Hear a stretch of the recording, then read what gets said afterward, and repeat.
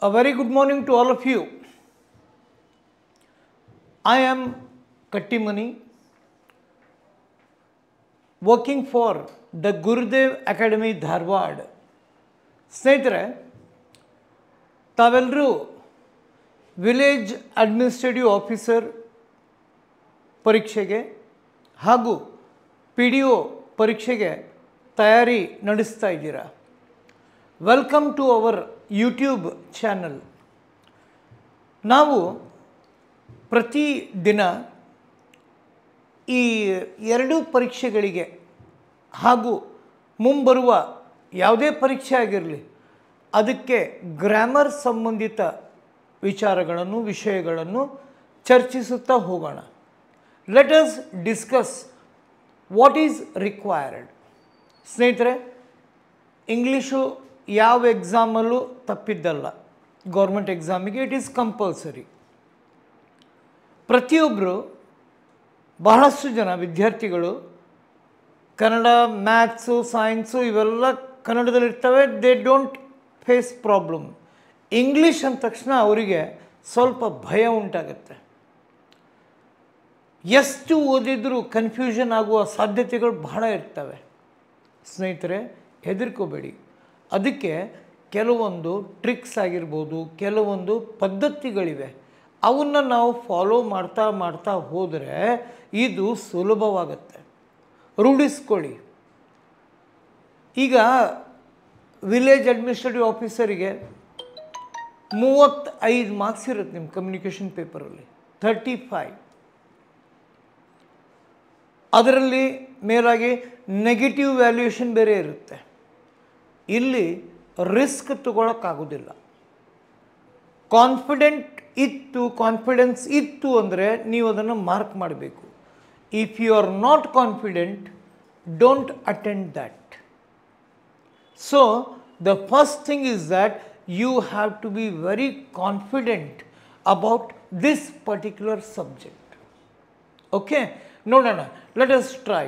ಇವತ್ತು ನನ್ನ ಈ ಸೆಷನ್ ನಿಮಗೆ ವಿಲೇಜ್ ಅಡ್ಮಿನಿಸ್ಟ್ರೇಟಿವ್ ಆಫೀಸರ್ ಪರೀಕ್ಷೆಗೆ ಅಥವಾ ವಿಲೇಜ್ ಅಡ್ಮಿನಿಸ್ಟ್ರೇಟಿವ್ ಆಫೀಸರ್ ಪರೀಕ್ಷೆಯಲ್ಲಿ ಇಂಗ್ಲೀಷ್ ವಿಷಯಕ್ಕೆ ಸಂಬಂಧಿತ ಟಾಪಿಕ್ಸ್ಗಳು ಯಾವುದಿರ್ತವೆ, ಕ್ವಶನ್ ಪೇಪರ್ ಯಾವ ಥರ ಇವರು ಸೆಟ್ ಮಾಡಿರ್ತಾರೆ, ಈ ಗ್ರೂಪ್ ಸಿ ಪೇಪರ್ ಆಗಿರ್ಬೋದು, SSC ಆಗಿರ್ಬೋದು, SDA FD ಆಗಿರ್ಬೋದು, KPSC ನಡೆಸುವ ಪ್ರತಿಯೊಂದು ಪರೀಕ್ಷೆಯಲ್ಲಿ ಯಾವ ಪ್ಯಾಟ್ರನ್ ಫಾಲೋ ಮಾಡಿರ್ತಾರೋ ಅದನ್ನು ನೀವು ಫಾಲೋ ಮಾಡಬೇಕು. ಆಯಿತು. ಈಗ ಟು ಬಿ ಕ್ಲಿಯರ್, ಮೊದಲಿಗೆ ನಾವು ಏನಪ್ಪ ಇದರಲ್ಲಿ what are the topics that are going to be covered. ಈಗ ನಿಮ್ಮ ಕ್ವಶನ್ ಪೇಪರಲ್ಲಿ ಏನೆಲ್ಲ ಇರ್ತವೆ ನೋಡಿ. ಈಗ ವಿಲೇಜ್ ಅಡ್ಮಿನಿಸ್ಟ್ರೇಟಿವ್ ಆಫೀಸರ್ ಕ್ವಶನ್ ಪೇಪರಲ್ಲಿ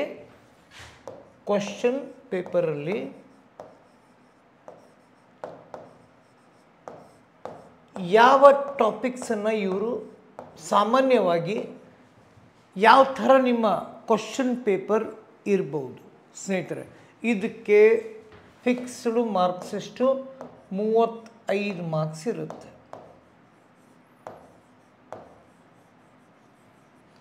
ಒಂದು ಕರೆಕ್ಟ್ ಮಾಡಿದಿರಿ ಅಂತಂದರೆ 1 ಮಾರ್ಕ್ ಸಿಗುತ್ತೆ. ರಾಂಗ್ ಮಾಡಿದಿರಿ ಅಂದರೆ -0.25 ಅಥವಾ -0.35 ಮಾಡ್ಬೋದು, ಹೇಳೋಕ್ಕಾಗೋದಿಲ್ಲ. ಈಗ ಒಂದು ಕರೆಕ್ಟ್ ಮಾಡಿದಿರಿ 1 ಮಾರ್ಕ್, ರಾಂಗ್ ಮಾಡಿದಿರಿ ಮೈನಸ್ ಆಗುತ್ತೆ. ಅದಕ್ಕೆ ರಾಂಗ್ ಮಾಡುವ ರಿಸ್ಕ್ ತಗೊಳ್ಳೋಕ್ಕೆ ಹೋಗಬಾರ್ದು. ಯಾವುದನ್ನು ಅಟೆಂಡ್ ಮಾಡ್ತೀರೋ ಪರ್ಫೆಕ್ಟಾಗಿ ಅಟೆಂಡ್ ಮಾಡಿ ಸರ್ಕೊಂಡ್ಬಿಡ್ಬೇಕು. ತುಂಬ ಜನ ಡಿಸ್ಕ್ವಾಲಿಫೈ ಆಗ್ತಾರೆ ಈ ಪೇಪರಲ್ಲಿ. ಯಾಕಂದರೆ ಗೆಸ್ಸಿಂಗ್ಸ್ ಮೇಲೆ ನಡೀತಾ ಇರ್ತದೆ ಅವ್ರದ್ದು. ಇದಿರ್ಬೋದು, ಸಿ ಇರ್ಬೋದು, ಡಿ ಇರಬಹುದು ಅಲ್ಲ, ಇದೇ ಆನ್ಸರ್ ಅಂತ ಹೇಳಕ್ಕೆ ಬರಬೇಕು. ಅದಕ್ಕೆ ನೋಡೋಣ ಏನೇನಿದೆ. ಈಗ ನಿಮ್ಮ ಪೇಪರಲ್ಲಿ ಓಪನ್ ಮಾಡಿದ ತಕ್ಷಣ ಮೊದಲಿಗೆ ಇವು ಕಂಡು ಬರ್ತವೆ, ಎರರ್ಸ್ ಅಂತೇಳಿ. ಎರರ್ಸ್ ಇರ್ತವೆ. ಇವು ಎರರ್ಸು 4 ಮಾರ್ಕ್ಸಿಗೂ ಬರ್ಬೋದು, 5 ಮಾರ್ಕ್ಸಿಗೂ ಕೇಳ್ಬೋದು. 4 to 5 ಮಾರ್ಕ್ಸ್. ಯಾವುದು? ಎರರ್ ಡಿಟೆಕ್ಷನ್ ಅಂತ ಬರುತ್ತೆ. ವಾಕ್ಯ ಕೊಟ್ಟಿರ್ತಾರೆ, ಅದರಲ್ಲಿ ಎಲ್ಲ ಸರಿ ಇದ್ದರೆ ಕೊನೆಯ ಆಪ್ಷನ್ ನೋ ಎರರ್ ಅಂತೇಳಿ ಮಾರ್ಕ್ ಮಾಡಬೇಕು. ತಪ್ಪೇನಾದರೂ ಇದ್ದರೆ ಯಾವುದು ಅದನ್ನು ಯು ಹ್ಯಾವ್ ಟು ಮಾರ್ಕ್. ಒಂದನೇದು ರೈಟ್. ಸೆಕೆಂಡು, ಒಂದು ಪ್ಯಾಸೇಜ್ ಒಂದು ಕೊಡ್ಬೋದು ಅಥವಾ 2 ಕೊಡ್ಬೋದು. ಪ್ಯಾಸೇಜ್ಗಳು ಕಾಂಪ್ರಿಹೆನ್ಷನ್ ಅಂತ ಕರೀತಾರೆ ಅದಕ್ಕೆ. ಕಮರ್ಷಿಯಲ್ ಟ್ಯಾಕ್ಸ್ ಇನ್ಸ್ಪೆಕ್ಟರ್ ಪೇಪರ್ ನೋಡಿದ್ದೀರಾ ನೀವು? 2 ಪ್ಯಾರಾಗ್ರಾಫ್ಗಳಿದ್ದು, ಒಂದು ಸ್ಮಾಲ್ ಒಂದು ಬಿಗ್. ಇವುಗಳನ್ನು ನೀವು ಅಟೆಂಡ್ ಮಾಡಬೇಕಾಗತ್ತೆ. ಆಯಿತಾ? ಇದು ಇಟ್ ಡಿಪೆಂಡ್ಸ್. 4 ಮಾರ್ಕ್ಸಿಗೂ ಕೇಳ್ಬೋದು, ಪ್ಲಸ್ ಇನ್ನೊಂದು 2 ಪ್ಯಾಸೇಜ್ ಕೊಟ್ಟರೆ 8 ಮಾರ್ಕ್ಸಿಗೂ ಕೇಳ್ಬೋದು. ಆದರೆ ಪ್ಯಾಸೇಜ್ ಇದೆ ನೋಡಿ, ಲಾಸ್ಟಿಗೆ ಇಟ್ಕೋಬೇಕು ನೀವು. ಸ್ಕೋರಿಂಗ್ ಏರಿಯಾ ಯಾವುದು? Error detection. ಆಮೇಲೆ ಪ್ರಿಫಿಕ್ಸ್, ಸಫಿಕ್ಸ್, ಅವು ಇವು ಡೈರೆಕ್ಟ್ ಇಂಡೈರೆಕ್ಟ್ ಆ್ಯಕ್ಟಿವ್ ಪ್ಯಾಸಿವ್ ಎಲ್ಲ ಬರ್ತವೆ, ಗ್ರಾಮರಿಗೆ ಸಂಬಂಧಪಟ್ಟವು. ಅವುಗಳಲ್ಲಿ ನೀವು ಸ್ಕೋರ್ ಮಾಡ್ಕೊಂಡ್ಬಿಡ್ಬೇಕು. Okay, 1 second. ಎರರ್ಸ್ ಆಯಿತಾ? ಪ್ಯಾಸೇಜು ಎಕ್ಸಾಮಲ್ಲಿ ಬರುತ್ತೆ. ಓಕೆ, ಆಮೇಲೆ ಸ್ನೇಹಿತರೆ, ಆಫ್ಟರ್ ಎರರ್ಸ್ ಆ್ಯಂಡ್ ಪ್ಯಾಸೇಜ್ ಕೆಲವೊಂದು ಫಿಲ್ ಇನ್ ದ ಬ್ಲ್ಯಾಂಕ್ಸು ಕೇಳ್ತಾರೆ. Fill in the blanks.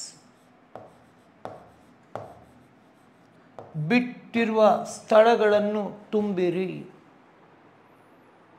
Grammar, vocabulary related ಇರ್ತವೆ.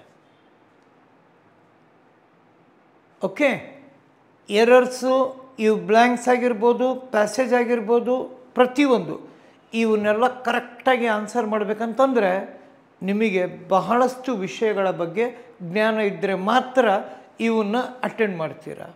ಓಕೆ, ಆಮೇಲೆ ಇದು ಫಿಲ್ ಇನ್ ದ ಬ್ಲ್ಯಾಂಕ್ಸ್ 4 ಅಥವಾ 5 ಮಾರ್ಕ್ಸಿಗೆ ಕೇಳ್ಬೋದು. ಓಕೆ, ನೆಕ್ಸ್ಟು ಒಂದು ಕ್ವಶನ್ ಇದ್ರ ಮೇಲೂ ಕೇಳ್ತಾನೆ. ಫಿಗರ್ಸ್ ಆಫ್ ಸ್ಪೀಚ್ ಒಂದು ಕ್ವಶನ್ ಇರುತ್ತೆ. ಅಲಂಕಾರ ಅಂತ ಕರಿತೀವಿ ಕನ್ನಡದಲ್ಲಿ. ಸಿಮಿಲಿ, ಮೆಟಫರ್, ಪರ್ಸಾನಿಫಿಕೇಶನ್, ಹೈಪರ್ಬೋಲ್, ಸೆನೋಡ್ಯಾಶ್, ಅಲಿಟ್ರೇಷನ್, ಯುಫೆಮಿಸಮ್ ಇವೆಲ್ಲ ಕೇಳ್ಬೋದು. ಇದ್ರ ಮೇಲೆ ಒಂದು ಕ್ವಶನ್ ಇರುತ್ತೆ. ಓಕೆ, ಆಮೇಲೆ ಎರರ್ ಡಿಟೆಕ್ಷನ್, ಪ್ಯಾಸೇಜ್, ಬ್ಲ್ಯಾಂಕ್ಸ್ ಆದಮೇಲೆ ನೆಕ್ಸ್ಟು 1 ವರ್ಡ್ ಸಬ್ಸ್ಟಿಟ್ಯೂಷನ್ ಅಂತ ಕೊಟ್ಟಿರ್ತಾರೆ. 1 ವರ್ಡ್ ಸಬ್ಸ್ಟಿಟ್ಯೂಷನ್ ವೊಕ್ಯಾಬ್ಯುಲರಿ ರಿಲೇಟೆಡ್. ಇದು ಒಂದು ಸೆಂಟೆನ್ಸ್ ಕೊಟ್ಟು ಅದಕ್ಕೆ 1 ವರ್ಡ್ ಯಾವುದು ಆಯ್ಕೆ ಮಾಡಿ.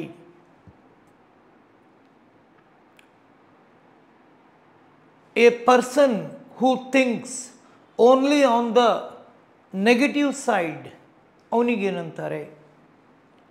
A person who does not show any difference between pain and pleasure ಅವನಿಗೇನಂತಾರೆ? The doctor who treats old age patients ಅವನಿಗೇನಂತಾರೆ? The branch of science which deals with the identification of diseases ಏನಂತಾರೆ? ತುಂಬ ಇರ್ತವೆ. ಇವುಗಳ guarantee questions ಇವು. 1 word substitutions. ಅದರ ಜೊತೆಗೆ okay, ಎಷ್ಟು ಮಾರ್ಕ್ಸಿಗೆ ಬರ್ಬೋದು? 4 ಮಾರ್ಕ್ಸು ಅಥವಾ 5 ಮಾರ್ಕ್ಸಿಗೆ ಕೇಳ್ತಾನೆ. ಇದು 1 ಮಾರ್ಕ್. ಮೊದಲು ಏನೇನು ನಾವು ತಿಳ್ಕೋಬೇಕು ಅನ್ನೋದನ್ನು ಕ್ಲಿಯರ್ ಮಾಡ್ಕೋಬೇಕು. ಅದಕ್ಕೆ ತಕ್ಕ ಹಾಗೆ ಸ್ಮಾರ್ಟಾಗಿ ಪ್ರಿಪ್ರೇಷನ್ ಮಾಡ್ತಾ ಹೋಗಬೇಕು. ರೆಗ್ಯುಲರ್ ಸೆಷನ್ಸನ್ನು ನೀವು ಅಟೆಂಡ್ ಮಾಡ್ತಾ ಹೋಗಬೇಕು. ಆವಾಗ ನಿಮ್ಮಲ್ಲಿ ಕಾನ್ಫಿಡೆನ್ಸ್ ಏನಾಗುತ್ತೆ, ಹೆಚ್ಚಿಗೆ ಆಗ್ತಾ ಹೋಗುತ್ತೆ ನಿಧಾನವಾಗಿ. ಇಮಿಡಿಯೇಟಾಗಿ ನಥಿಂಗ್ ಇಸ್ ಪಾಸಿಬಲ್. ಅದಕ್ಕೆ ಟೈಮ್ ಬೇಕು, ಪೇಷನ್ಸ್ ಬೇಕು. ಓಕೆ, ಒನ್ ವರ್ಡ್ ಸಬ್ಸ್ಟಿಟ್ಯೂಷನ್ ಆದಮೇಲೆ ಕೆಲವೊಂದು ಕ್ವಶನ್ಸು ಸಿನಾನಿಮ್ಸ್ ಮೇಲೆ ಕೊಟ್ಟಿರ್ತಾರೆ. ಸಮನಾರ್ಥಕ ಪದಗಳು, the words which give same meaning.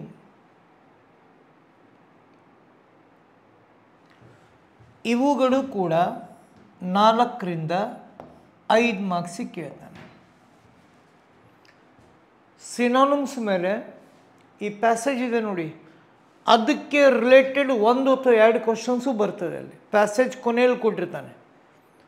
Which is the most suitable meaning for the underlined word in the passage ಅಂತ ಕೇಳಿರ್ತಾನೆ. ಪರೀಕ್ಷೆಯಲ್ಲಿ ಆ ಪ್ಯಾಸೇಜಲ್ಲಿ ಬೋಲ್ಡ್ ಆದರೂ ಮಾಡಿರ್ತಾರೆ ಅಥವಾ ಅಂಡರ್ಲೈನ್ ಮಾಡಿರ್ತಾರೆ. ಅದಕ್ಕೆ ಸಮನಾರ್ಥ ಪದ ಯಾವುದು ಅಂಥೇಳಿ ಪ್ಯಾಸೇಜ್ ಕೊಟ್ಟ ಮೇಲೆ ಕೆಳಗಿರೋ ಕ್ವಶನ್ಸಲ್ಲಿ 1 ಕ್ವಶನ್ ಇದ್ರ ಮೇಲೂ ಕೇಳಿರ್ತಾನೆ. ಯಾವುದ್ರ ಮೇಲೆ? ಸಿನಾನಿಮ್. ಸಿನಾನಿಮ್ ಜೊತೆಗೆ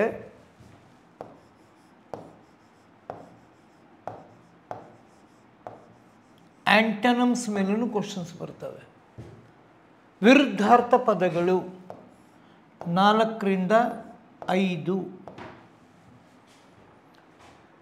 ಇಷ್ಟೇ ಕೇಳಬೇಕು ಅಷ್ಟೇ ಕೇಳಬೇಕಂತಿಲ್ಲ, ಇಟ್ ಡಿಪೆಂಡ್ಸ್. ಬಟ್ ಇದೇ ಟೈಪ್ ಕ್ವಶನ್ಸ್ ನಾಳೆ ನಿಮ್ಮ ಕ್ವಶನ್ ಪೇಪರಲ್ಲಿ ಬಂದಿರ್ತವೆ. ಪ್ಯಾಟರ್ನ್ ಅದೇ ಇರುತ್ತೆ. Are you understanding? Synonyms antonyms ಮೇಲೆ ಇರ್ತವೆ. Errors, passage, blanks, figures of speech, one word, synonyms, antonyms. Okay, next ಅದರಲ್ಲಿ IDIOMS ಇಡಿಯಮ್ಸ್ ಬಗ್ಗೆನೂ ಕ್ವಶನ್ಸ್ ಬರ್ತವೆ. ಇದು ಸ್ವಲ್ಪ ಜಾಸ್ತಿನೇ ಕೇಳ್ತಾ ಇದ್ದಾನೆ. 4ರಿಂದ 6 ಕ್ವಶನ್ಸ್ ಬರ್ಬೋದು.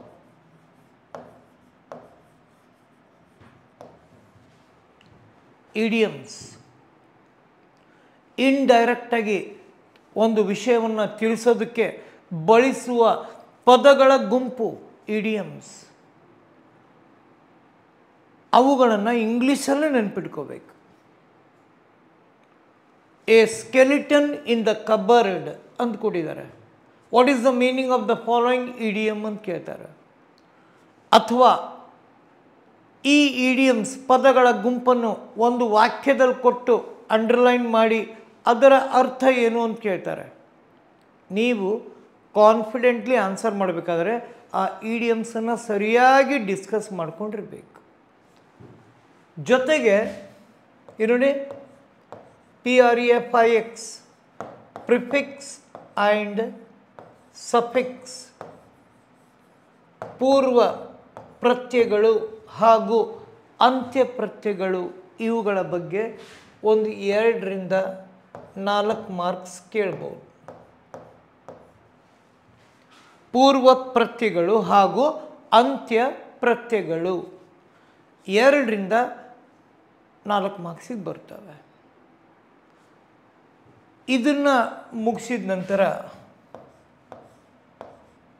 Degrees of comparison,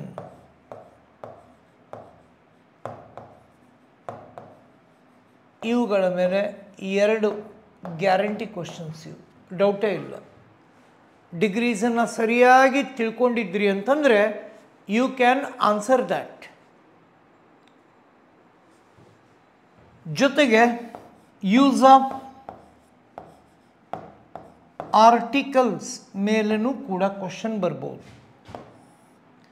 1 or 2 marks. 1 ಇರಲಿ, 2 ಇರಲಿ, ಪಾಯಿಂಟ್ ಇರಲಿ, 0.5 ಇರಲಿ, 0.25 ಇರಲಿ, ಯಾವುದನ್ನು ನೆಗ್ಲೆಕ್ಟ್ ಮಾಡೋಂಗಿಲ್ಲ. ಮೈ ಡಿಯರ್ ಫ್ರೆಂಡ್ಸ್, ಇವುಗಳ ಬಗ್ಗೆ ಕ್ವಶನ್ಸ್ ಬರ್ತವೆ. ಆಮೇಲೆ ಕೆಲವೊಂದು questions abstract noun,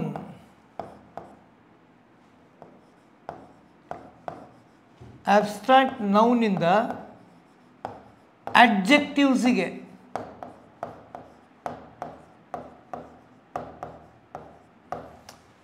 choose the correct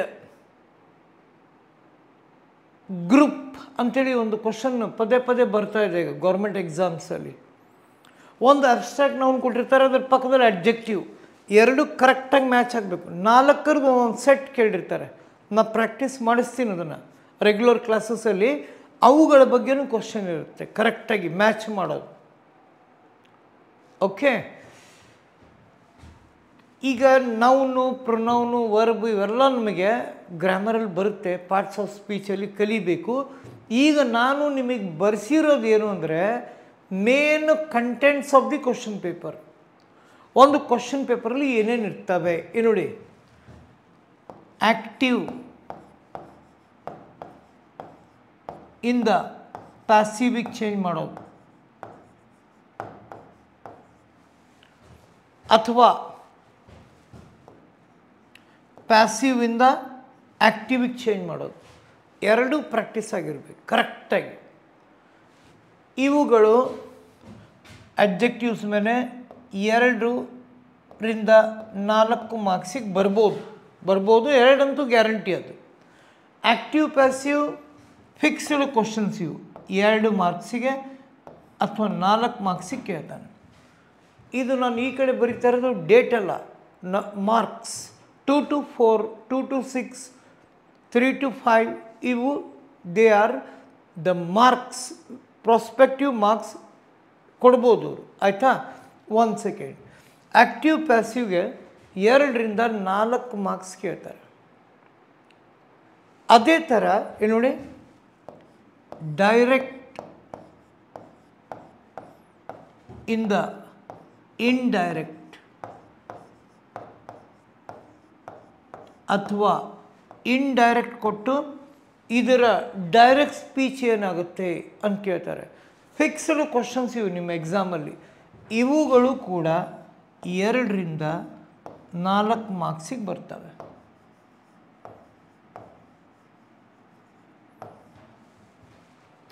R you getting my point my dear friends? ಇವುಗಳ ಬಗ್ಗೆ ಅಥವಾ ಈ ಮೇನ್ ಟಾಪಿಕ್ಸ್ ಬಗ್ಗೆ ಕ್ವಶನ್ ಪೇಪರ್ ನಾರ್ಮಲಿ ಡಿಸೈನ್ ಮಾಡಿರ್ತಾರೆ. ಈಗ ನೀವು ನೋಡಿ, ಇಲ್ಲಿಂದ ಹಿಡಿದು ಇಲ್ಲಿವರೆಗೂ, ಫ್ರಮ್ ಎರರ್ಸಿಂದ ಹಿಡಿದು ಇಲ್ಲಿವರೆಗೂ ಕರೆಕ್ಟಾಗಿ ಆನ್ಸರ್ ಮಾಡೋಕ್ಕೆ ಬರಬೇಕು ಅನ್ನೋದಿದ್ದರೆ ಗ್ರಾಮರ್ ಸ್ಟ್ರಾಂಗ್ ಇರಬೇಕು ನಿಮ್ಮದು. ಗ್ರಾಮರ್ ಜೊತೆಗೆ ವೊಕ್ಯಾಬ್ಯುಲರಿ, ಗ್ರಾಮರ್ ಆ್ಯಂಡ್ ವೊಕ್ಯಾಬ್ಯುಲರಿ ಎರಡೂ ಸ್ಟ್ರಾಂಗ್ ಮಾಡ್ಕೊಂಡ್ರಿ ಅಂತಂದರೆ ಬಹುಶಃ ಈ ಒಂದು ಕ್ವಶನ್ ಪೇಪರ್ ಏನಿರುತ್ತೆ it will be very easy for you. ಉಳಿದ ವಿಷಯಗಳಲ್ಲಿ ಎಲ್ಲರೂ ಸ್ಕೋರ್ ಮಾಡ್ತಾರೆ, ಕನ್ನಡದಲ್ಲಿ ಸ್ಕೋರ್ ಮಾಡ್ತಾರೆ, ಮ್ಯಾಥ್ಸಲ್ಲಿ ಸ್ಕೋರ್ ಆಗುತ್ತೆ, ಜಿ ಕೆನೂ ಸ್ಕೋರ್ ಆಗುತ್ತೆ. ಇಂಗ್ಲೀಷಲ್ಲಿ ಆ ಸ್ಕೋರ್ ಕಡಿಮೆ ತುಂಬ ಜನ ಮಾಡೋದ್ರಿಂದ ನೀವು ಏನಾದರೂ ಸ್ವಲ್ಪ ಜಾಸ್ತಿ ಎಫರ್ಟ್ಸ್ ಹಾಕಿದ್ರಿ ಅಂತಂದರೆ it will be a plus point for your selection, plus point for your selection, ನೆನ್ಪಿಟ್ಕೊಳ್ಳಿ. Okay, fine. ಈಗ ಇಷ್ಟೆಲ್ಲ ಬರೆದ್ವಿ ನಾವು. ಇವುಗಳನ್ನು ಸಾಲ್ವ್ ಮಾಡೋದಕ್ಕೆ we require the knowledge about ಇದರ ನಾಲೆಜ್ ಚೆನ್ನಾಗಿರ್ಬೇಕು. ಗ್ರಾಮರ್ ಆ್ಯಂಡ್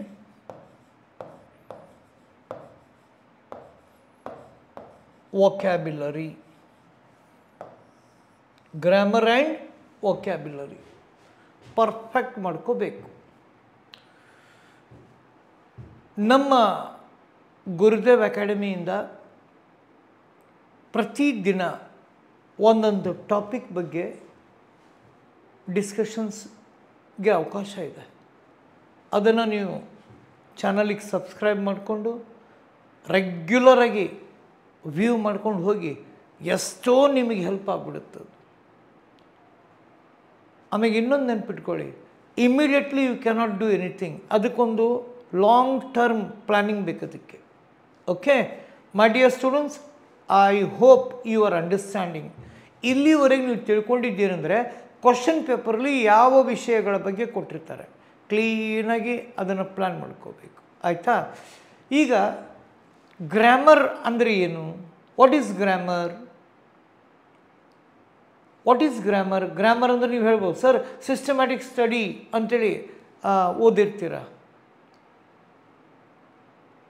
ಕನ್ನಡದಲ್ಲಿ ಕ್ರಮಬದ್ಧವಾಗಿ ಒಂದು ವಿಷಯವನ್ನು ಇದು ಮಾಡಿಕೊಂಡು ಅದು ಇದು ಅಂದ್ಕೊಂಡಿರ್ತೀರ ನೀವು. ಗ್ರಾಮರ್ ಅಂದರೆ ಸಿಂಪಲ್ ಅರ್ಥದಲ್ಲಿ ನೋಡಿ, ಗ್ರಾಮರ್ ಅಂದರೆ ರೂಲ್ಸ್ ಆಫ್ ಎ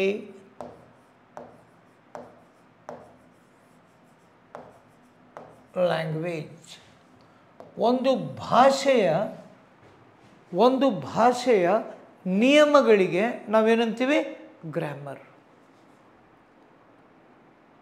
ಆ ನಿಯಮಗಳನ್ನು ಸರಿಯಾಗಿ ತಿಳ್ಕೊಂಡ್ರೆ ಮಾತ್ರ, ಇಲ್ಲಿ ನಾನು ಆವಾಗಲೇ ಬರೆಸಿದ್ನಲ್ಲ ಟಾಪಿಕ್ಸು, ಅವುಗಳ ಮೇಲೆ ಬಂದಿರೋ ಪ್ರಶ್ನೆಗಳಿಗೆ ಸರಿಯಾದ ಉತ್ತರ ನೀಡೋದಕ್ಕೆ ನಿಮ್ಮಿಂದ ಸಾಧ್ಯವಾಗ್ತದೆ. Okay, 1 second. ಈಗ ಗ್ರಾಮರ್ ಅಂದ ತಕ್ಷಣ ಏನಪ್ಪ ಮೊದಲಿಗೆ ಫ್ಲ್ಯಾಶ್ ಆಗೋದು ಯಾವುದು? ಪಾರ್ಟ್ಸ್ ಆಫ್ ಸ್ಪೀಚ್ ಅಂತ ಬರುತ್ತೆ. ಪಾರ್ಟ್ಸ್ ಆಫ್ ಸ್ಪೀಚ್, ವಾಕ್ಯದ ಭಾಗಗಳು. ಅವು 8 ಪಾರ್ಟ್ಸ್ ಆಫ್ ಸ್ಪೀಚ್ ಅದಾವೆ. ಇವು 8 ಪಾರ್ಟ್ಸ್ ಆಫ್ ಸ್ಪೀಚನ್ನು ಸರಿಯಾಗಿ ತಿಳ್ಕೋಬೇಕು. ಅದರಲ್ಲಿ ಮೇಲಾಗಿ ಎಕ್ಸಾಮಲ್ಲಿ ಯಾವ ಪಾರ್ಟ್ಸ್ ಆಫ್ ಸ್ಪೀಚ್ ಮೇಲೆ ಜಾಸ್ತಿ ಕ್ವಶನ್ಸ್ ಬರ್ತವೆ, ಯಾವುದು ಡಿಫಿಕಲ್ಟ್ ಇದೆಯೋ ಅದ್ರ ಮೇಲೆ ಕೇಳ್ತಾರೆ, ಯಾವುದು ಕನ್ಫ್ಯೂಸ್ ಆಗುತ್ತೋ ಅದ್ರ ಮೇಲೆ ಕೇಳ್ತಾರೆ. ಈಸಿಯಾಗಿರೋದು ಯಾವ ಪೇಪರ್ಗಳು ಬರೋದೇ ಇಲ್ಲ, ಒಂದು ಕ್ವಶನೂ ಬರಲ್ಲ. ಟಫ್ ಆಗಿರೋದು ರೂಲ್ಸಿಗೆ ಸಂಬಂಧಪಟ್ಟಿದ್ದು ಕೇಳ್ತಾರೆ. ಓಕೆ, ಈಗ ಪಾರ್ಟ್ಸ್ ಆಫ್ ಸ್ಪೀಚಲ್ಲಿ ಇವುಗಳ ಬಗ್ಗೆ ಬರ್ತವೆ ಕ್ವಶನ್ಸ್, ಗ್ಯಾರಂಟಿ. ಕಾಮನ್ ನೌನ್ಸ್ ಬಗ್ಗೆ ಕೇಳ್ತಾರೆ.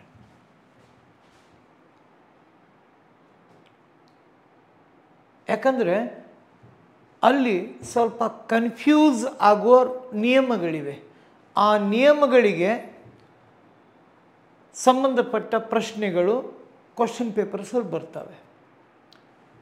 ಇನ್ ಮೈ ರೆಗ್ಯುಲರ್ ಸೆಷನ್ ನಾನು ಒಂದೊಂದೇ ತಗೋತೀನಿ ಟಾಪಿಕ್. ಅದರಲ್ಲಿ ಏನು ರೂಲ್ಸ್ ಏನಿದಾವೆ ಮೊದಲು ತಿಳ್ಕೋಬೇಕು.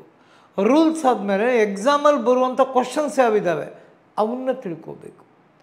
ಆಮೇಲೆ ಆ ಟೈಪ್ ಕ್ವಶನ್ಸ್ ಎಲ್ಲೆಲ್ಲಿ ಯಾವ್ಯಾವ ಗ್ರಾಮರ್ ಬುಕ್ಸಲ್ಲಿದ್ದಾವೆ ಎಲ್ಲ ಒಂದು ಕಡೆ ಬರ್ಕೊಂಡು ನೋಟ್ಸ್ ಮಾಡ್ಕೋಬೇಕು. ಸ್ಮಾರ್ಟ್ ಸ್ಟಡಿ ಅಂತ ಹೇಳ್ತಾರಲ್ಲ, ಅದು ಹಾರ್ಡ್ ವರ್ಕ್ ಬೇಕು. ಜೊತೆಗೆ ಪ್ರತಿಯೊಂದು ಟಾಪಿಕ್ ಮೇಲೆ ಯಾವ ಥರ ಕ್ವಶನ್ಸ್ ಬರ್ಬೋದು ಅವುಗಳನ್ನು ಅನಲೈಸ್ ಮಾಡ್ಕೊಂಡು ಹೋದರೆ ಕಾನ್ಫಿಡೆನ್ಸ್ ಇನ್ಕ್ರೀಸ್ ಆಗುತ್ತೆ. ಓಕೆ, ಕಾಮನ್ ನೌನ್ಸ್ ಮೇಲೆ ಕೇಳ್ತಾನೆ. ಆಮೇಲೆ ಎಕ್ಸಾಮಲ್ಲಿ ನಾನು ಬರೀ ಒಂದು ಪಾರ್ಟ್ಸ್ ಆಫ್ ಸ್ಪೀಚ್ ಬಗ್ಗೆನೇ ಹೇಳ್ತಾ ಇದ್ದೀನಿ. ಓಕೆ, ಇದ್ರ ಬಗ್ಗೆನೂ ಬರ್ತವೆ. ಕಲೆಕ್ಟಿವ್ ನೌನ್ಸ್ ಬಗ್ಗೆನೂ ಪ್ರಶ್ನೆಗಳು ಬರ್ತವೆ. ಕಲೆಕ್ಟಿವ್ ನೌನ್ಸ್ ಸಮೂಹಕ್ಕೆ ಇಟ್ಟ ಹೆಸರು, ಒಂದು ಕ್ವಶನ್ ಬರ್ಬೋದು ಕಲೆಕ್ಟಿವ್ ನೌನ್ನಲ್ಲಿ. ಅವುಗಳನ್ನು ಜನರಲ್ ಆಗಿ ನಾವು ತಿಳ್ಕೊಂಡಿರಬೇಕು. ಓಕೆ, ಆಮೇಲೆ ನೋಡಿ ಇದ್ರ ಮೇಲೂ ಕೇಳ್ತಾನೆ. ಆಬ್ಸ್ಟ್ರಾಕ್ಟ್ ನೌನ್ಸ್ ಬಗ್ಗೆ ಬರ್ಬೋದು. ಈ ನೌನ್ಸಲ್ಲಿ ಈ 3 ಡಿವಿಷನ್ಗಳು ಇಂಪಾರ್ಟೆಂಟ್.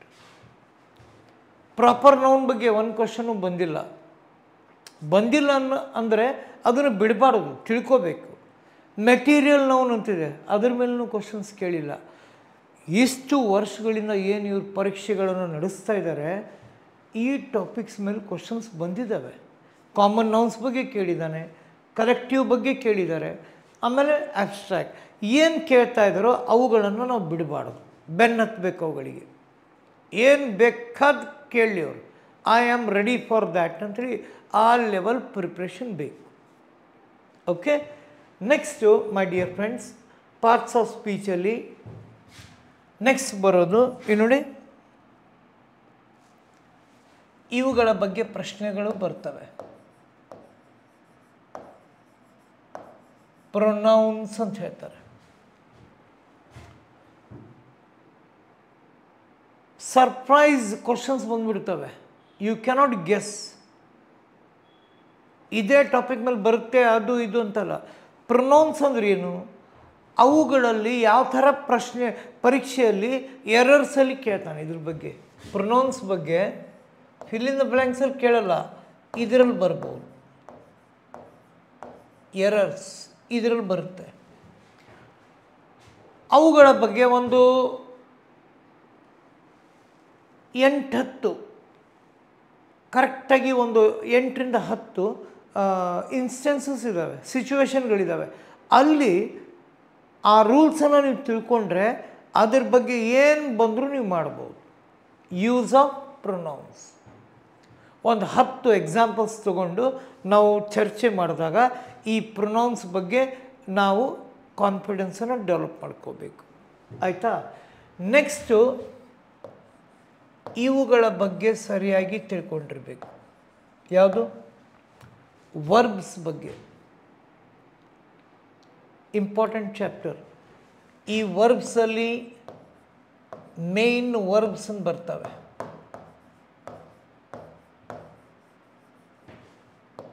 ಹೆಲ್ಪಿಂಗ್ ವರ್ಬ್ಸ್ ಅಂತ ಬರ್ತವೆ.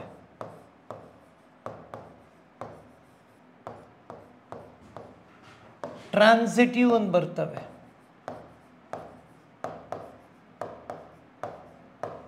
ಇಂಟ್ರಾನ್ಸಿಟಿವ್ ಅಂತ ಬರ್ತವೆ.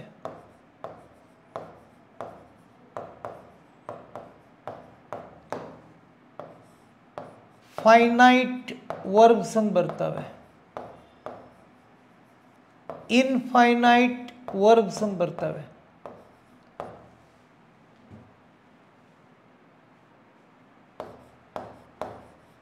ಫೈನೈಟ್ ವರ್ಬ್ಸ್, ಇನ್ಫೈನೈಟ್ ವರ್ಬ್ಸ್ ಅಂತ ಬರ್ತವೆ. ರೆಗ್ಯುಲರ್ ವರ್ಬ್ಸ್ ಅಂತ ಬರ್ತವೆ. ಇರ್ರೆಗ್ಯುಲರ್ ವರ್ಬ್ಸ್ ಅಂತ ಬರ್ತವೆ. ಇರ್ರೆಗ್ಯುಲರ್ ವರ್ಬ್ಸ್ ತುಂಬ ಇದ್ದಾವೆ ಡಿವಿಷನ್ಸು. ಓಕೆ, ಈ ಅದರಲ್ಲಿ ಕೆಲವೊಂದು ಮಾಡೆಲ್ಸ್ ಅಂತ ಬರ್ತವೆ, ಕೆಲವೊಂದು ಪ್ರೈಮರಿ ಅಂತ ಬರ್ತವೆ. ಇವುಗಳನ್ನು ಸರಿಯಾಗಿ ಒನ್ ಬೈ ಒನ್ ತಿಳ್ಕೊಂಡು ಹೋಗ್ಬಿಟ್ರೆ ಕ್ಲಿಯರ್ ಆಗಿಬಿಡ್ಬೇಕು ಕಾನ್ಸೆಪ್ಟ್. ಅದು ವರ್ಬ್ಸ್ ಬಗ್ಗೆ ಏನು ಡೌಟ್ ಇರಬಾರ್ದು. Questions on verbs are guarantee. ಇವುಗಳನ್ನು ಸರಿಯಾಗಿ ತಿಳ್ಕೊಂಡ್ರೆ ನೆಕ್ಸ್ಟ್ ಟಾಪಿಕ್ ನಿಮಗೆ ಟೆನ್ಸಲ್ಲಿ ಹೆಲ್ಪ್ ಆಗ್ತವೆ. ಆ್ಯಕ್ಟಿವ್ ಪ್ಯಾಸಿವಲ್ಲಿ ಅವೇ ಬರೋದು, ಡೈರೆಕ್ಟ್ ಇಂಡೈರೆಕ್ಟಲ್ಲೂ ಅವೇ ಇರ್ತಾವೆ. ಓಕೆ, ನೋಡೋದಕ್ಕೆ ಕನ್ಫ್ಯೂಷನ್ ಅನ್ನಿಸ್ತದೆ, ಬಟ್ ಅಷ್ಟು ಕನ್ಫ್ಯೂಷನ್ ಇಲ್ಲ ಅಲ್ಲಿ. ಒನ್ ಬೈ ಒನ್ ನೀವು ಅರ್ಥ ಮಾಡ್ಕೋತಾ ಹೋದ್ರಿ ಅಂತಂದರೆ it is not going to confuse you at all. Okay, verbs ಆದ ನಂತರ ನೆಕ್ಸ್ಟ್ ಕನ್ಫ್ಯೂಸಿಂಗ್ ಪಾರ್ಟ್ ಯಾವುದು ಅಂದರೆ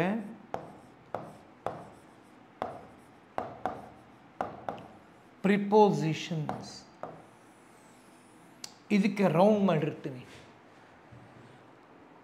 ಬಹಳ ಕನ್ಫ್ಯೂಸ್ ಆಗೋದು, ಅದು ಮ್ಯಾಕ್ಸಿಮಮ್ ಕನ್ಫ್ಯೂಸ್ ಆಗುತ್ತೆ.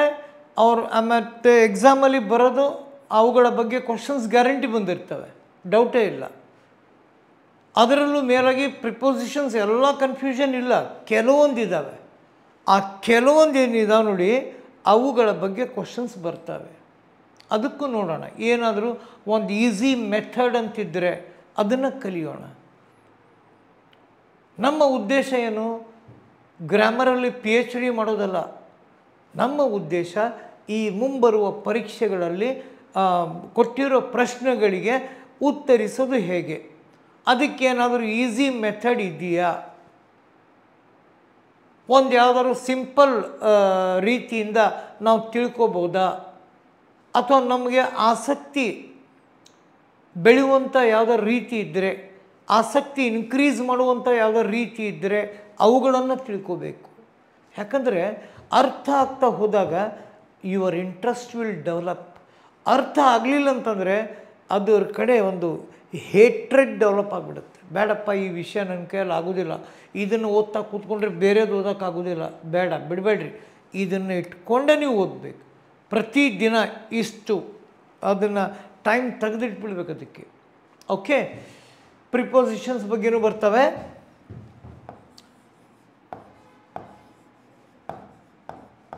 ಕಂಜಂಕ್ಷನ್ಸ್ ಬಗ್ಗೆನೂ ಬರ್ತವೆ. ಈಸಿ ಕಂಜಂಕ್ಷನ್ಸ್ ಕೇಳೋದಿಲ್ಲ ಅವರು. ಆ್ಯಂಡ್, ಬಟ್, ಆರ್ ಇವೆಲ್ಲ ಕೇಳಲ್ಲ.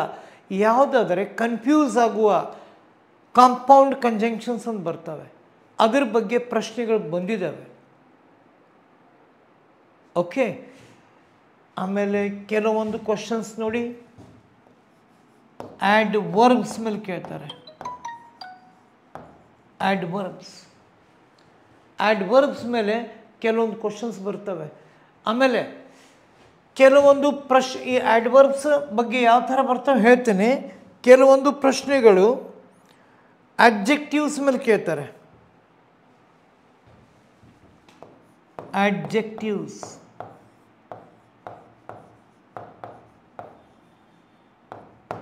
ಅಡ್ಜೆಕ್ಟಿವ್ಸ್, ಅಡ್ವರ್ಬ್ಸ್, ನಾಮ ವಿಶೇಷಣಗಳು, ಕ್ರಿಯಾ ವಿಶೇಷಣಗಳು, ಇವುಗಳ ಬಗ್ಗೆ ಕೇಳ್ತಾನೆ ಗ್ರಾಮರಲ್ಲಿ.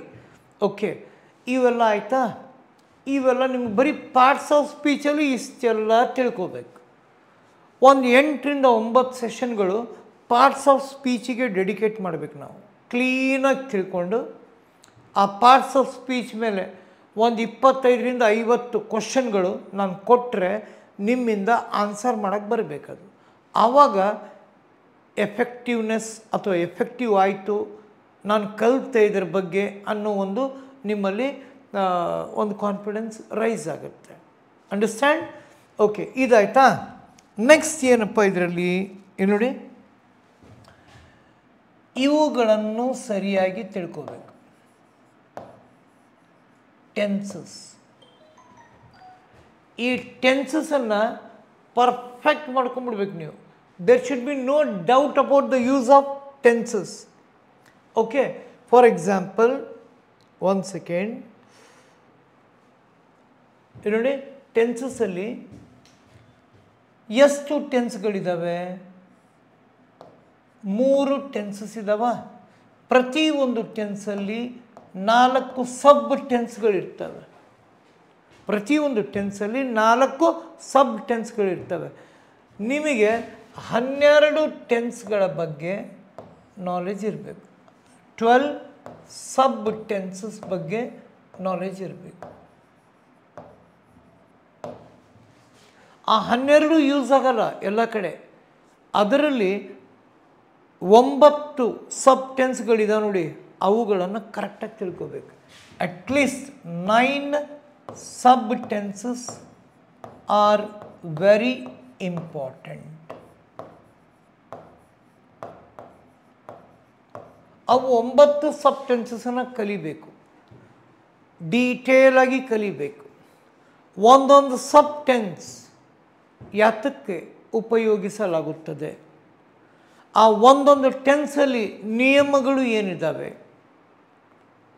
ಆ ಪ್ರತಿಯೊಂದು ಟೆನ್ಸಲ್ಲಿ ಕ್ವಶನ್ ಟ್ಯಾಗ್ ಅಂತ ಬರುತ್ತೊಂದು. ಪ್ರತಿಯೊಂದು ಟೆನ್ಸಿಗೆ ಒಂದು ಕ್ವಶನ್ ಟ್ಯಾಗ್ ಇರುತ್ತೆ. ಪಾಸಿಟಿವ್ ಸೆಂಟೆನ್ಸಿಗೆ ಕ್ವಶನ್ ಟ್ಯಾಗ್ ಬೇರೆ, ನೆಗೆಟಿವ್ಗೆ ಬೇರೆ, ಇಂಪ್ಯಾರಿಟಿವ್ಗೆ ಬೇರೆ. ಅವುಗಳನ್ನು ನಾವು ತಿಳ್ಕೋಬೇಕು. ಕ್ವಶನ್ ಟ್ಯಾಗ್ಸ್ ಬರ್ತದರಲ್ಲೇ ಬರ್ತದೆ. ಟೆನ್ಸ್ ಕಲಿಬೇಕಾದ್ರೆ ಗೊತ್ತಾಗುತ್ತೆ. ಟೆನ್ಸ್ ಚಾಪ್ಟರ್ ಸರಿಯಾಗಿ ತಿಳ್ಕೊಂಡ್ರಿ ಅಂದರೆ ಈ ಟಾಪಿಕ್ ನಿಮಗೆ ಗೊತ್ತಾಗತ್ತೆ. Active to passive. ಆಮೇಲೆ ಆ್ಯಕ್ಟಿವ್, ಪ್ಯಾಸಿವ್ ಮತ್ತು ಟೆನ್ಸ್ಗಳು ಸರಿಯಾಗಿ ನೀವು ತಿಳ್ಕೊಂಡ್ರಿ ಅಂತಂದರೆ ಈ ಟಾಪಿಕ್ ಭಾಳ ಈಸಿಯಾಗಿ ಗೊತ್ತಾಗ್ಬಿಡುತ್ತೆ. ಡೈರೆಕ್ಟ್ ಆ್ಯಂಡ್ ಇನ್ಡೈರೆಕ್ಟ್ ಇದು ಗೊತ್ತಾಗುತ್ತೆ. ಗ್ರಾಮರಲ್ಲಿ ನಾವು ಕಲಿಬೇಕಾಗಿರೋದು ಪಾರ್ಟ್ಸ್ ಆಫ್ ಸ್ಪೀಚ್ ಎಲ್ಲ ಪರ್ಫೆಕ್ಟ್ ಮಾಡಿಕೊಂಡು, ಟೆನ್ಸ್ಗಳನ್ನು ಸ್ಟ್ರಾಂಗ್ ಮಾಡಿಕೊಂಡು, active, passive, direct and direct strong ಮಾಡ್ಕೊಂಡಿವಿ ಅಂತಂದರೆ ಮುಂದೆ ಪ್ಯಾರಾಗ್ರಾಫ್ ಓದೋದಕ್ಕೂ ನಮ್ಗೆ ಹೆಲ್ಪ್ ಆಗುತ್ತೆ. ಇವೆಲ್ಲ ಓದ್ಕೊಂಡು ತಿಳ್ಕೊಂಡು ಪ್ಯಾರಾಗ್ರಾಫ್ ಕಡೆ ನಾವು ಹೋದ್ವಿ ಅಂದರೆ understanding the paragraph will be very enjoyable experience. Okay right. ಈಗ ನಾನು ಬರೆದಿರೋದು ಮೇನ್ ನಿಮಗೆ ಗ್ರಾಮರಿನ ಪಿಲ್ಲರ್ಸ್ ಇವು, ತಿಳ್ಕೊಬೇಕಿದನ್ನು. ಪಾರ್ಟ್ಸ್ ಆಫ್ ಸ್ಪೀಚ್ ಕರೆಕ್ಟಾಗಿ ಅರ್ಥ ಮಾಡ್ಕೊಳ್ಳಿ. ನೆಕ್ಸ್ಟು ಟೆನ್ಸ್ಗಳ ಬಗ್ಗೆ ಹೇಳ್ಕೊಡ್ತೇನೆ, ಅದನ್ನು ತಿಳ್ಕೊಳ್ಳಿ. ಆ್ಯಕ್ಟಿವ್, ಪ್ಯಾಸಿವ್ ಸರಿಯಾಗಿ ಅರ್ಥ ಮಾಡ್ಕೊಳ್ಳಿ. ಇದರಲ್ಲಿ ಆ್ಯಕ್ಟಿವ್, ಪ್ಯಾಸಿವಲ್ಲಿ ಬೇರೆ ಬೇರೆ ಟೈಪ್ ಇರ್ತವೆ. ಏನು ನೋಡಿ, ಅಸರ್ಟಿವ್ ಸೆಂಟೆನ್ಸಿಗೆ ಒಂದು ರೂಲ್ಸ್ ಇರುತ್ತೆ, ಇಂಟರೋಗೇಟಿವ್ ಇದಕ್ಕೊಂದು ರೂಲ್ಸ್ ಇರುತ್ತೆ. ಅಸರ್ಟಿವ್ ಇದು, ಇಂಟರೋಗೇಟಿವ್ ಪ್ರಶ್ನಾರ್ಥಕ, ಆಮೇಲೆ ಇನ್ನೊಂದು ಆಜ್ಞಾಧಾರಕ ಇಂಪ್ಯಾರಿಟಿವ್. ಪ್ರತಿಯೊಂದಕ್ಕೂ ರೂಲ್ಸ್ ಬೇರೆ ಬೇರೆದು ಇರ್ತವೆ. ಒನ್ ಬೈ ಒನ್ ನಾವೆಲ್ಲ ವಿಷಯಗಳನ್ನು ಕಲಿತಾ ಬರೋಣ ಇನ್ ಅವರ್ ಸೆಷನ್ಸ್. ರೆಗ್ಯುಲರ್ ಸೆಷನ್ಸಲ್ಲಿ ಇವನ್ನೆಲ್ಲ ಕಲಿತಾ ಬರೋಣಂತೆ. ಈಗ ಸ್ನೇಹಿತರೆ, ಇವತ್ತು ಒಂದು ಯಾವುದಾದ್ರು ಒಂದು ಟಾಪಿಕ್ ತಗೊಂಡು ನಮ್ಮ ಹತ್ರ ಉಳಿದಿರೋ ಸಮಯದಲ್ಲಿ ಟ್ರೈ ಮಾಡೋಣಲ್ಲ. Let us begin with one topic, ಒಂದು ಸ್ಯಾಂಪಲ್. ಯಾವುದಪ್ಪ? ಪಾರ್ಟ್ಸ್ ಆಫ್ ಸ್ಪೀಚಲ್ಲಿ, ಪಾರ್ಟ್ಸ್ ಆಫ್ ಸ್ಪೀಚಿಂದ ಒಂದು ಟಾಪಿಕ್ ಆಯ್ಕೆ ಮಾಡ್ಕೊಳ್ಳೋಣ. ಯಾವುದು? ನೌನ್ಸ್ ತಗೊಳ್ಳೋಣ. ಆಯಿತಾ? ಈಗ ಒಂದು ಸೆಕೆಂಡ್. ಈ nouns ಚಾಪ್ಟ್ರಲ್ಲಿ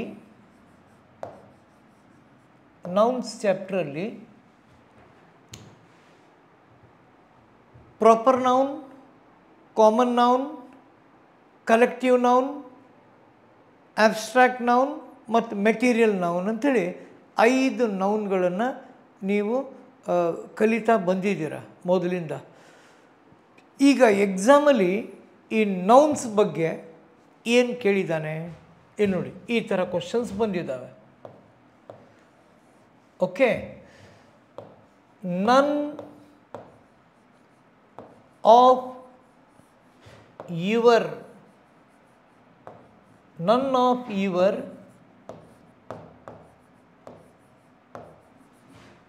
statements,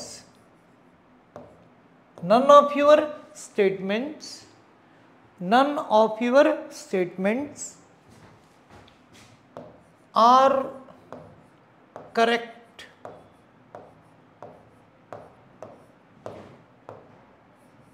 to the best of my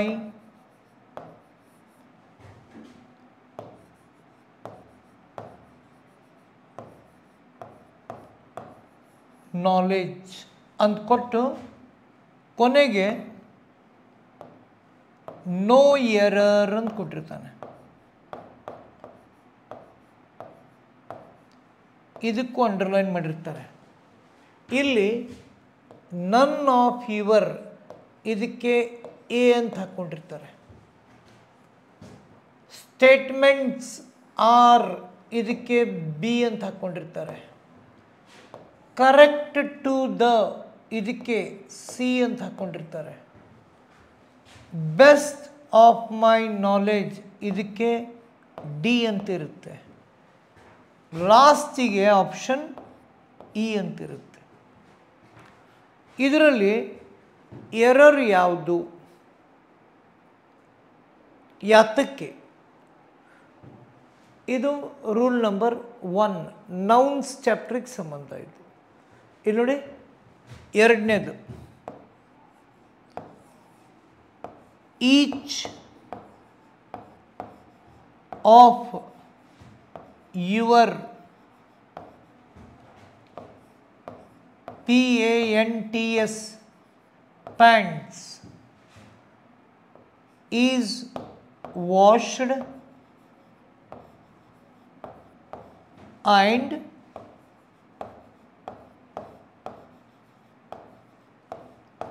neatly pressed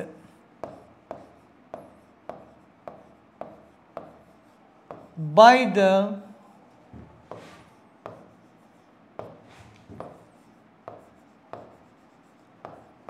laundry man. ಇದಕ್ಕೆ ಕೊನೆಯಲ್ಲಿ ನೋ ಎರರ್ ಅಂತ ಕೊಟ್ಟಿರ್ತಾರೆ.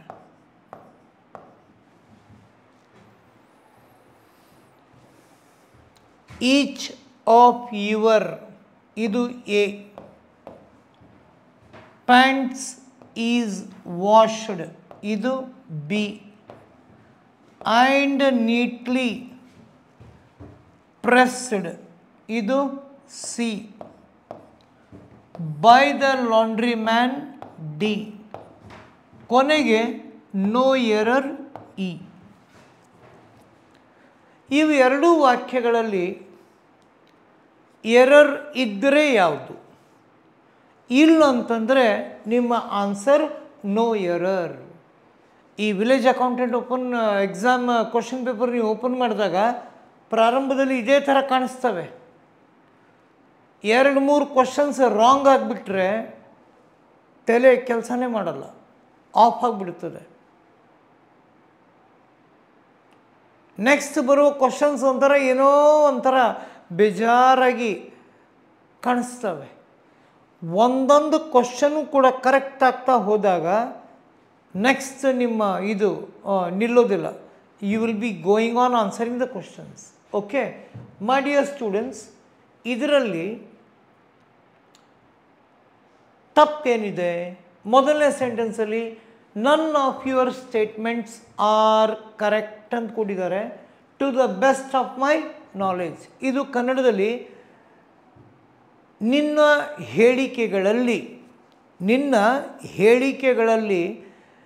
ಯಾವುದೂ ಹೇಳಿಕೆಯು ಸರಿ ಇಲ್ಲ ಅಥವಾ ಯಾವುದೇ ಹೇಳಿಕೆಯು ನನಗೆ ಇರುವ ಜ್ಞಾನದ ಪ್ರಕಾರ ಸರಿ ಇಲ್ಲ. ಟ್ರಾನ್ಸ್ಲೇಷನ್ನು ಬೇಕಾಗ್ತದೆ PSI ಎಕ್ಸಾಮಿಗೆ. ಅವರು ಕೂಡ ಈ ಗ್ರಾಮರ್ ರೂಲ್ಸ್ ಪರ್ಫೆಕ್ಟಾಗಿ ಇಟ್ಕೊಂಡು ಪ್ರಾಕ್ಟೀಸ್ ಮಾಡ್ತಾ ಹೋದಾಗ ಲ್ಯಾಂಗ್ವೇಜ್ ಮೇಲೆ ಹೋಲ್ಡ್ ಡೆವಲಪ್ ಆಗುತ್ತೆ. ಟ್ರಾನ್ಸ್ಲೇಷನಿಗೂ ಅದೇ ಬೇಕು, ಹೆಲ್ಪ್ ಆಗುತ್ತೆ. If you translate without grammar, without the basics of grammar, then your translation will not be to that mark or to that level. Okay? So, ಮೊದಲನೇ ಸೆಂಟೆನ್ಸಲ್ಲಿ ತಪ್ಪೇನಿದೆ ಅಂದರೆ, ಇವು ರೂಲ್ಸನ್ನು ಕಲಿಸ್ಬೇಕಾದ್ರೆ ಅಥವಾ ಆ ಪಾರ್ಟ್ಸ್ ಆಫ್ ಸ್ಪೀಚ್ ನಾವು ಟಾಪಿಕ್ ತೊಗೊಂಡಾಗ 1 by 1 ಹೇಳ್ತಾ ಹೋಗ್ತೀನಿ, ಅವನ್ನ ನೋಟ್ ಮಾಡ್ಕೊಳ್ಳಿ ಕರೆಕ್ಟಾಗಿ. ಇದರಲ್ಲಿ ತಪ್ಪೇನಿದೆ ಅಂದರೆ, ಇಲ್ಲಿ ನೋಡಿ, ಇದು ಬರಬಾರ್ದು, ಇದಕ್ಕೆ ಬದಲಾವಣೆ ಆಗಬೇಕು. ಈಸ್ ಅಥವಾ ವಾಸ್. ಯಾಕಂತಂದರೆ ಸ್ಟೇಟ್ಮೆಂಟ್ಸ್ ಇದೆ ಅಲ್ಲಿ, ಒಪ್ತೀನಿ. ಆ ಸ್ಟೇಟ್ಮೆಂಟ್ಸ್ಗಿಂತ ಮೊದಲು ಏನು ಕೊಟ್ಟಿದ್ದಾರೆ? ನನ್ ಆಫ್ ಅಂತ ಕೊಟ್ಟಿದ್ದಾರೆ. ಈ none of, each of, either of, neither of ಅಂತ ಬರ್ತವೆ ಕೆಲವೊಂದು ಪದಗಳು. ಈ ಪದಗಳು ಬಂದಾಗ ಈ ಫುಲ್ ಸ್ಟೇಟ್ಮೆಂಟ್ ಏನಾಗ್ಬಿಡುತ್ತೆ? ಸಬ್ಜೆಕ್ಟ್ ಅಂತಾರೆ ಇದಕ್ಕೆ. None of your statements, subject ಕರ್ತೃಪದ ಸಿಂಗ್ಯುಲರ್ ಆಗುತ್ತೆ. ಆವಾಗ ಉತ್ತರ ಈಸ್ ಅಥವಾ ವಾಸ್ ಆಗಬೇಕು. ಎನಿವೇ, ಈಸ್ ಆಗಲಿ ವಾಸ್ ಆಗಲಿ, ನಮ್ಮ ಎರರ್ ಯಾವುದು? ಇದೇ ನಮ್ಮ ಎರರ್. ಆಪ್ಷನ್ ಬಿ ನಮ್ಮ ಎರರ್ ಆಗುತ್ತೆ. ಕಾನ್ಫಿಡೆಂಟ್ಲಿ, ಇದು ಒಂದು ಸಣ್ಣ ರೂಲ್. ಇದು ಇನಿಷಿಯಲಿ ಇದಕ್ಕೆ ಸಂಬಂಧಿಸಿದ ವಿವಿಧ ನಿಯಮಗಳಿದ್ದಾವೆ, ಅವುಗಳನ್ನು ನಾವು ತಿಳ್ಕೋಬೇಕು. ಈಗ ಎರಡನೇದು ನೋಡಿ, each of your pants is. ಈ ರೂಲ್ ಪ್ರಕಾರ ನೋಡಿದರೆ ಇಲ್ಲಿ ಪ್ಯಾಂಟ್ಸ್ ಪಕ್ಕದಲ್ಲಿ ಈಸೇ ಕೊಟ್ಟಿದ್ದಾರೆ ಅಂದಮೇಲೆ ನೋ ಎರರ್ ಇರ್ಬೋದು ಅನಿಸುತ್ತೆ. ಬಟ್ ಈ ಪ್ಯಾಂಟ್ಸಿಗೆ ಈಸ್ ಬರಲ್ಲ, ನೆನ್ಪಿಟ್ಕೊಳ್ಳಿ. ಇವು ಎಂದಿಗೂ ಯಾವುದೇ ಕಾರಣಕ್ಕೂ ಸಿಂಗ್ಯುಲರ್ ಆಗೋದೇ ಇಲ್ಲ. ಇವು ಪ್ಯಾಂಟ್ಸ್ ಈ ಥರ ಇರುತ್ತೆ, ಅದು ಪ್ಯಾಂಟ್ಸ್. ಇದು ಯಾವ ಕಾರಣಕ್ಕೂ each of, either of, neither of ಏನು ಹಚ್ಚಿದ್ರೂ ಸಿಂಗಲ್ ಆಗಲ್ಲ. ಇವು ಪ್ಯಾಂಟ್ಸ್ ಅಂದರೆ ಅದು ಎಂದಿಗೂ ಪ್ಲೂರಲ್ ಆಗೇ ಯೂಸ್ ಆಗೋದು. ಈ ಸೊಂಟದ ಕೆಳಗಡೆ ಏನೇನು ಹಾಕ್ಕೋತಿರೋ ಎರಡೆರಡು ಕಾಲಲ್ಲಿ ಎಲ್ಲ ಎಸ್ ಇರ್ತಾವೆ ನೋಡಿ. ಶಾರ್ಟ್ ಅಂತಿರೋ ಶಾರ್ಟ್ಸ್ ಅಂತಿರೋ shorts, inners, nickers, trousers, pyjamas, leggings, jeans, tights, ಇವೆಲ್ಲ ಏನಾದರೂ ಎಕ್ಸಾಮಲ್ಲಿ ಬಂದರೆ ಅವರು ಈಚ್ ಆಫ್ ಆದರೂ ಯೂಸ್ ಮಾಡಲಿ, ಐದರ್ ಆಗಲಿ, ಬೇಕಾದಿರಲಿ, ಅದಕ್ಕೆ ಆನ್ಸರು ಎಂದಿಗೂ ಪ್ಲೂರಲ್, ಅದು ಸಿಂಗ್ಯುಲರ್ ಆಗೋದಿಲ್ಲ. Are you understanding friends? ಅದಕ್ಕೆ ಆನ್ಸರ್ ಯಾವುದು? ಈಸ್ ಬರಬಾರ್ದು. ಇದಕ್ಕೆ ಆರ್ ಆದರೂ ಯೂಸ್ ಮಾಡಿ, ಪಾಸ್ಟ್ ಟೆನ್ಸಲ್ಲಿ ವೇರ್ ಆದರೂ ಯೂಸ್ ಮಾಡಿ. ಮೈ ಡಿಯರ್ ಫ್ರೆಂಡ್ಸ್, ಇವು ಬಹಳ ಇವೆ, ತುಂಬ ಇವೆ. ಇವು ರೂಲ್ಸನ್ನು ನಾವು ಕಲಿತಾ ಹೋಗಬೇಕು, ಸ್ಟೆಪ್ ಬೈ ಸ್ಟೆಪ್. ಆವಾಗ ಕಾನ್ಫಿಡೆನ್ಸ್ ಬಿಲ್ಡ್ ಆಗುತ್ತೆ. ರೈಟ್? ಇದು ನೌನ್ಸಲ್ಲಿ ಕೇಳುವಂಥ ಒಂದಿದು. ಹೌದು ಸರ್, ಇದು ಏನೋ ನೀವು ಇವಾಗ ನಮಗೆ ತಿಳಿಸ್ತಾ ಇದ್ರಿ. ಇಂಥ ಪ್ರಶ್ನೆಗಳನ್ನು ಎದುರಿಸಲು ಯಾವುದಾದ್ರೂ ನಿಯಮಗಳನ್ನು ನಾವು ಅರ್ಥ ಮಾಡ್ಕೋಬೇಕಾ? ಖಂಡಿತವಾಗ್ಲೂ ಅರ್ಥ ಮಾಡ್ಕೊಳ್ಳೇಬೇಕು ನೀವು, ಆಯಿತಾ? ಈ ನಿಯಮಗಳು ಯಾವಿದ್ದಾವೆ ಅವನ್ನು ನೋಡ್ತಾ ಹೋಗೋಣ. ಓಕೆ, ನಿಯಮಗಳನ್ನು ಸ್ಟಾರ್ಟ್ ಮಾಡೋದು ನೆಕ್ಸ್ಟ್ ಸೆಷನಲ್ಲಿ ಸ್ಟಾರ್ಟ್ ಮಾಡೋಣ. ಇವಾಗ ನಿಮಗೆ ಈ ನೌನ್ಸ್ ಚಾಪ್ಟ್ರಲ್ಲಿ ಬಂದಿರುವ ಪ್ರಶ್ನೆಗಳು ಯಾವ್ಯಾವು ಎಕ್ಸಾಮಲ್ಲಿ ಒಂದು ಸ್ವಲ್ಪ ಹಿಂಟ್ ಕೊಟ್ಟು ಹೋಗ್ತೀನಿ ಇವತ್ತು. Next, when you join the regular classes, online classes join ಆದಾಗ ಅವುಗಳ ಬಗ್ಗೆ ಡಿಟೇಲ್ಡ್ ವಿಡಿಯೋಸು ನಿಮಗೆ ತಲುಪ್ತಾ ಇರ್ತವೆ. ಪ್ರತಿಯೊಂದ್ರ ಮೇಲೆ ಡಿಟೇಲ್ಡ್ ಮಾಡ್ತೀವಿ ನಾವು. ಪಾರ್ಟ್ಸ್ ಆಫ್ ಸ್ಪೀಚ್ ಬಗ್ಗೆನೇ ಟೋಟಲಿ, ಅದರಲ್ಲಿ ಯಾವ ಕ್ವಶನ್ಸ್ ಬಂದಿದ್ದಾವೆ ಎಲ್ಲ ನೀವು ನೆನ್ಪಿಟ್ಕೋಬೇಕು. ಅದಕ್ಕೆ ರೂಲ್ಸ್ ಯಾವ್ಯಾವ ಇದ್ದಾವೆ ತಿಳ್ಕೊಂಡು ಹೋಗಿ. Rules plus examples.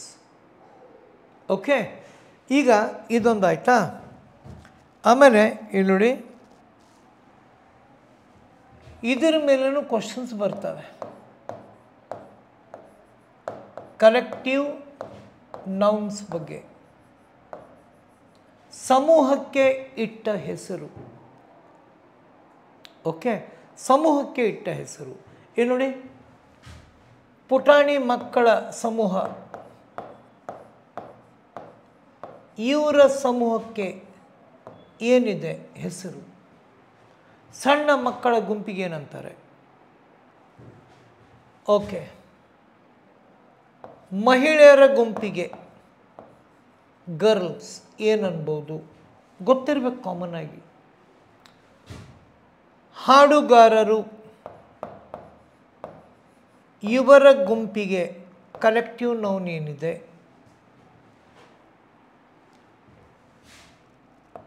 ಭಕ್ತಾದಿಗಳು, ಇವರ ಗುಂಪಿಗೆ ಹೆಸರು ಏನಿದೆ?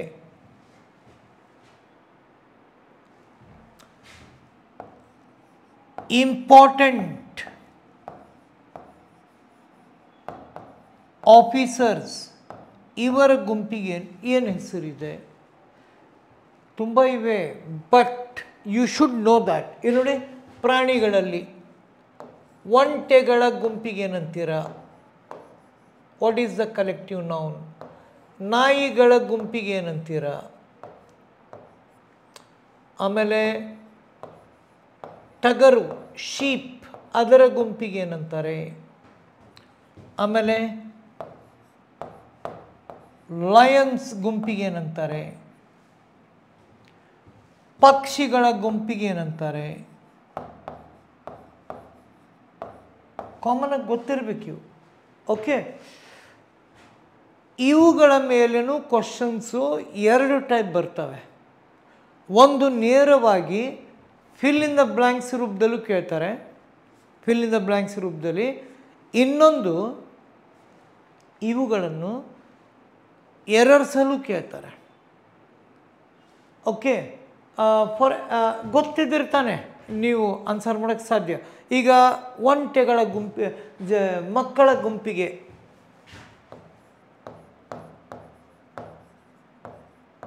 ನರ್ಸರಿ ಅಂತ ಕೊಡ್ತಾರೆ. ಎ ನರ್ಸರಿ ಆಫ್ ಚಿಲ್ಡ್ರನ್ ಅಂಥೇಳಿ ಸೆಂಟೆನ್ಸಲ್ಲಿ ಕೊಟ್ಟರೆ ಸಿಂಗ್ಯುಲರ್ ಪ್ಲೂರಲ್ ಆಗಬೇಕದು. ಎಲ್ಲ ಕಲೆಕ್ಟಿವ್ ನೌನ್ಗಳು ಸಿಂಗ್ಯುಲರ್ ಫಾರ್ಮಲ್ಲಿ ಇರ್ತವೆ, ಪ್ಲೂರಲ್ ಆಗೋದಿಲ್ಲ.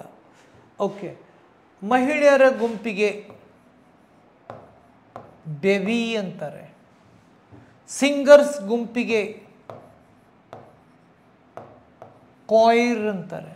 A choir of singers dash waiting at the entrance ಅಂತಿತ್ತು. ಸಿಂಗರ್ಸ್ ನೋಡಿಕೊಂಡು ಆರ್ ವೇಟಿಂಗ್ ಅನ್ಬೋದು ನೀವು.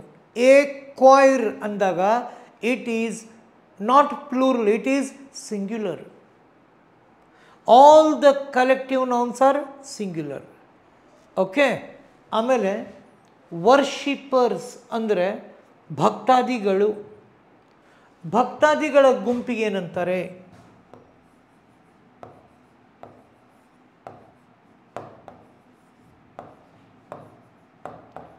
ಕಾಂಗ್ರಿಗೇಷನ್ ಅಂತ ಕರೀತಾರೆ. ಭಕ್ತಾದಿಗಳ ಸಮೂಹಕ್ಕೆ ಕಾಂಗ್ರಿಗೇಷನ್.